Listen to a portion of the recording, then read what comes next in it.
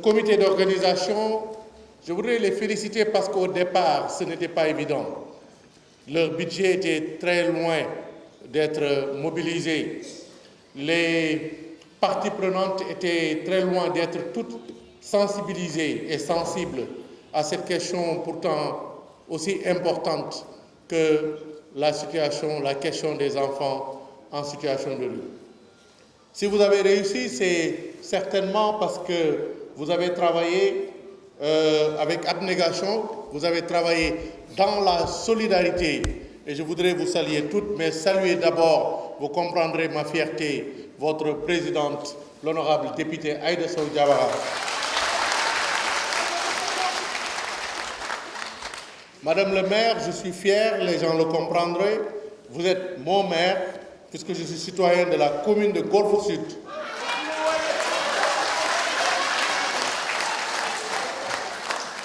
Je n'avais pas de doute qu'avec votre engagement, votre leadership, votre intelligence sociale, vous arriveriez à ce grand succès, à cette grande mobilisation des femmes élues locales de l'espace IEMOA, de 3000 collectivités territoriales qui se mobilisent pour que cette situation puisse changer.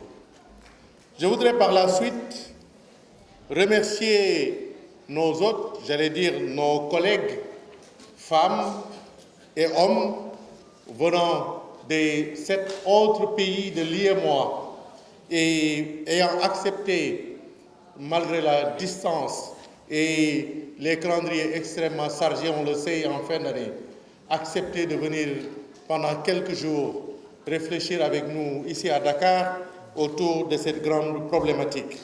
Je voudrais surtout remercier l'IEMOA à travers sa représentante ici à Dakar, Mme Kabo, mais remercier l'IEMOA à travers notre sœur, la directrice de l'aménagement, chère amie Aminata. Merci pour votre constant soutien. Je voudrais aussi, je devais commencer par cela, remercier les hautes autorités du pays, bien entendu, à commencer par son Excellence Macky Sall, président de la République, et son épouse, qui ont apporté un soutien moral, un soutien financier important et qui ont encouragé la tenue de ce forum. Qu'ils en soient remerciés, ainsi que tous les membres du gouvernement, toutes les personnalités qui, de près ou de loin, ont contribué au succès de cette manifestation. Monsieur le ministre des collectivités territoriales,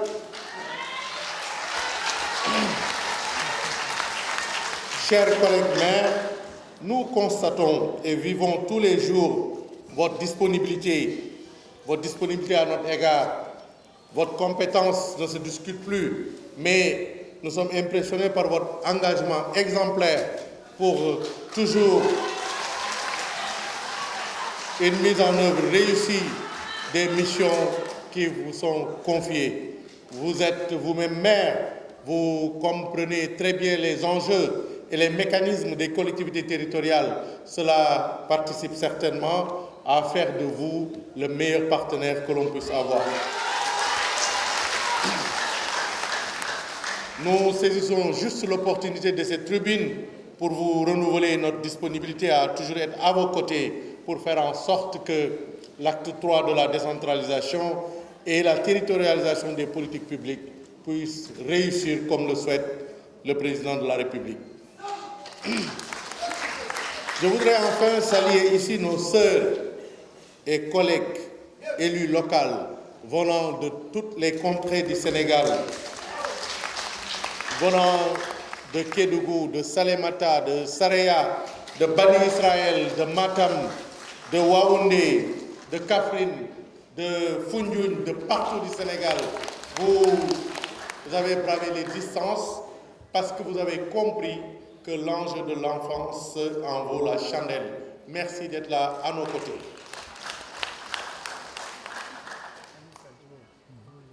Monsieur le ministre, Madame le ministre, Monsieur le Président de l'UAL, Monsieur le Président de l'Association des départements,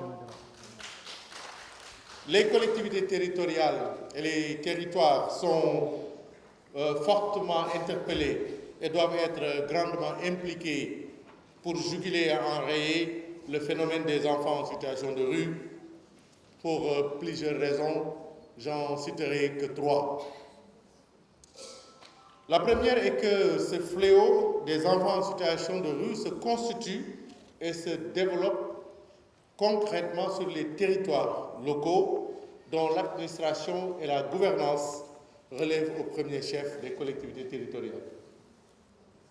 Il se trouve aussi, c'est la deuxième raison, que les politiques de décentralisation et l'agenda 2030, avec ses 17 objectifs de développement durable, positionnent naturellement les collectivités territoriales dans des compétences et des engagements qui sont intimement liés aux causes et aux défis du phénomène des enfants en situation de rue. La troisième raison est que le phénomène doit être appréhendé et combattu dans une approche globale, holistique. Par sa complexité, le fléau des enfants en situation de rue appelle la collaboration entre toutes les catégories d'acteurs, des initiatives coordonnées, voire conjointes, ainsi qu'une articulation des échelles et une analyse intégrée des problématiques diverses. En tant que collectivité territoriale, il nous faut prendre la pleine mesure des enjeux et conduire à notre niveau de proximité des actions les plus pertinentes et nous inspirer des expériences menées ici et là pour asseoir des activités appropriées à chaque cas. Mesdames et messieurs, je voudrais à ce niveau juste ouvrir une fenêtre sur l'éducation. Parce qu'il me semble que nous pouvons tous être d'accord, même si les approches peuvent être différentes, que la place de l'enfant en dehors de la maison, c'est l'école. Quand l'enfant n'est pas à la maison, il doit être à l'école. Et c'est pourquoi, il me semble, et je l'avais dit lors du forum de préparation organisé avec l'appui de M. Cissé à Sali, à Somone, il me semble que le système éducatif doit répondre à cette lancinante question, mais nous sommes tous d'accord que le système éducatif classique ne parvient pas toujours à mettre tout en œuvre pour que l'enfant puisse rester à l'école. Nous le constatons tous les jours, puisque nous sommes là réunis aujourd'hui pour juguler ce problème.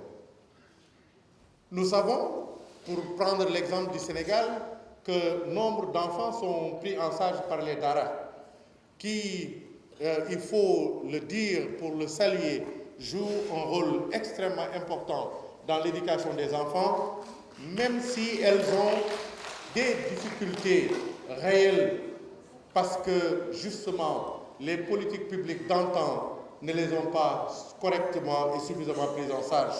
Et c'est pour cela que nous saluons la décision du chef de l'État depuis quelques années de faire des daras un maillon important de notre système éducatif, sans quoi ces enfants, même ayant maîtrisé le Coran, sortiraient sans perspective professionnelle, sans perspective d'emploi. Le concept de dara moderne, nous pensons, est un concept pertinent et à même de régler une bonne partie du problème.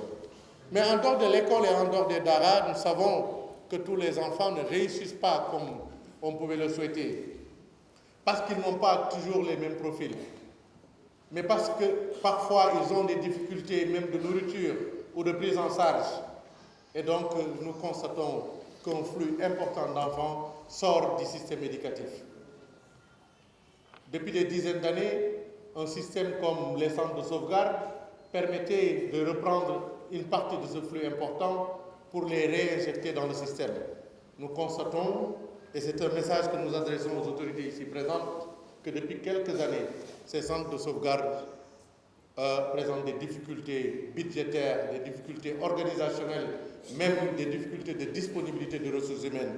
Nous souhaitons donc, à côté des collectivités territoriales, que les gouvernements puissent renforcer ce système qui est très pertinent pour récupérer beaucoup d'enfants.